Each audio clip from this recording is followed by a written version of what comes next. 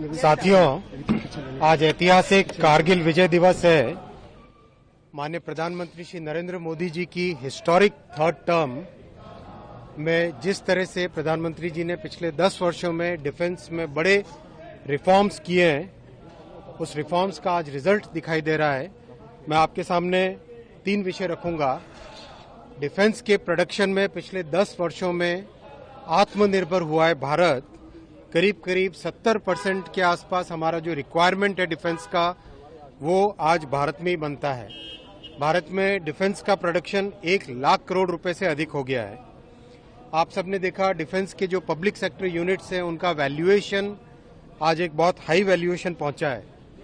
और सबसे बड़े गौरव की बात है कि भारत में बने डिफेंस उपकरण आज 80 देशों में एक्सपोर्ट हो रहे हैं। करीब 25,000 करोड़ से ज्यादा के एक्सपोर्ट्स डिफेंस के हो गए हैं। आप याद कीजिए, 10 वर्ष पहले परिस्थितियां ऐसी थी कि बुलेट प्रूफ जैकेट के लिए भी बाहर के देशों पर निर्भर रहना पड़ता था। आज भारत आत्मनिर्भर है।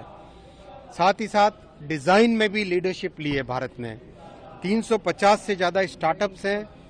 अपने भारत का स्वयं के डिजाइन के इक्विपमेंट, इवन आर्टिलरी गन जैसी चीजें आज भारत में खुद में डिजाइन होके उपयोग में आ रही है, एक्सपोर्ट भी हो रही है। दूसरा विषय रखूंगा इंफ्रास्ट्रक्चर का। आपकी याद कीजिए, कांग्रेस के समय परिस्थिति ऐसी थी कि वहां डिफेंस मिनिस्टर बोलते थे कि सड़कें नहीं बनानी चाहिए, ऐसी हालत थी। आज प्रधानमंत्री श्री नरेंद्र मोदी जी ने बॉर्डर एरियाज में 6,800 किलोमीटर से ज्यादा बॉर्डर रोड्स बनाई है। हमारी सेनाओं के लिए, डिफेंस फोर्सेस के लिए अच्छी railway connectivity, telecom connectivity, optical fibre, electricity, हर चीज की व्यवस्था की है। तीसरा विषय रखूंगा स्ट्रक्चरल रिफॉर्म्स लाए हैं। पहला सीडीएस, जो बहुत लंबे समय से डिफेंस एस्टेब्लिशमेंट में एक इंटीग्रेशन के लिए सीडीएस की एक बहुत बड़ी रिक्वायरमेंट थी, वो एस्टेब्लिश किया। थिएटराइजेशन की युद्ध की जो परिस्थितियां हैं, उसमें किस तरह से तीनों की तीनों विंग्स एक यूनाइटेड वे में कर सके काम, उसके लिए थिएटराइजेशन किया। साथियों, अगर हम डिफेंस की बात करें, भारत की रक्षा की सुरक्षा की बात करें, कांग्रेस के समय में केवल स्कैम्स होते थे।